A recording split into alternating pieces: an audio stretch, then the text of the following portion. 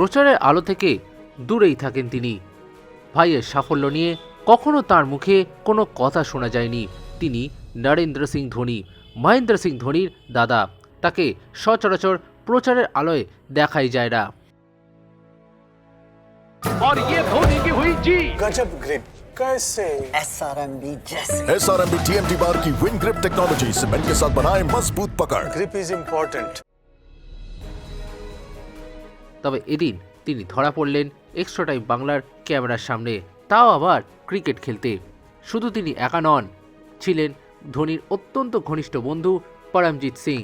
ধোনির বায়োপিকে যে বন্ধুর প্রাইম স্পোর্টসের দোকান ছিল, সেই ছোট ভাইয়াকেও এদিন দেখা যায় ক্রিকেট খেলতে। শহর থেকে কিছুটা দূরে চন্দননগরের ওরিয়েন্টাল স্পোর্টিং ক্লাবে প্রাক্তনীদের প্রীতি ক্রিকেট টুর্নামেন্টে চ্যাম্পিয়নও হয় নরেন্দ্র সিং ধোনি ও ছোট্টু ভাইয়ার দল। তাদের সঙ্গে কথা বলে জানা গেল, ছোট্টু ভাইয়া এখনও তার প্রাইম স্পোর্টসের দোকানেই বসেন।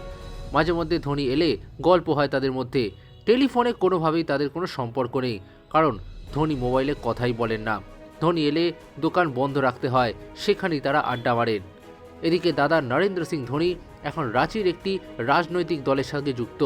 অনেক কম বয়সে নরেন্দ্র সিং ধোনি বাড়ি ছেড়ে বেরিয়ে গিয়েছিলেন। তবে কেন তিনি বাড়ি ছেড়েছিলেন, ধোনির বায়োপিকেও তার ব্যাপারে কেন কিছু দেখানো হয়নি, সেই প্রশ্নের জবাব সুকৌশলে এড়িয়ে যান তিনি। বাকি কোনো প্রশ্নের জবাব তিনি দেননি। ধোনির ব্যাটিং, অধিনায়কত্ব, উইকেট কিপিং সবই তো দেখেছেন, কিন্তু মাহির দাদা ও বন্ধু কেমন ক্রিকেট খেলেন, চলুন সেটাই দেখে নেওয়া যাক।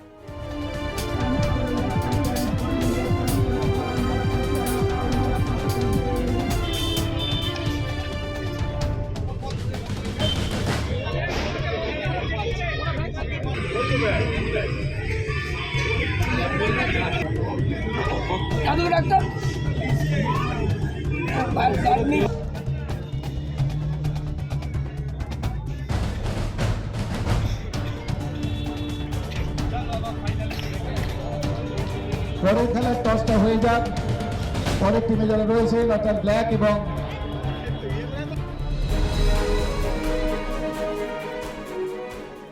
এদিন প্রাক্তনীদের নিয়ে প্রীতি ক্রিকেট টুর্নামেন্টের একটি দারুণ উদ্যোগ ছিল মাঠের মালিকদের সম্মান প্রদান ও আর্থিকভাবে তাদের সাহায্য করা।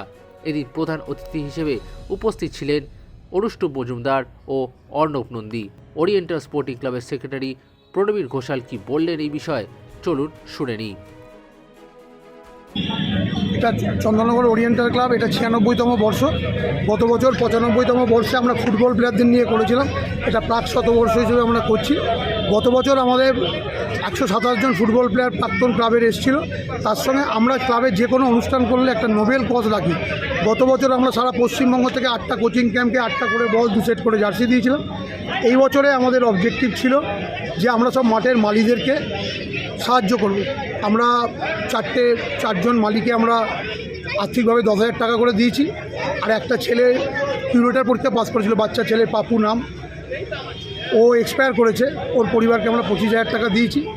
এছাড়া আমরা একটা কাজ করি, প্রতি বছর আমরা কিছু অফিসিয়ালকে আমরা সম্মান দিই। কেন খেলাধুলার পেছনে, প্লেয়ারদের পেছনে অফিসিয়ালদের একটা বিরাট বড় অবদান থাকে। Extra time.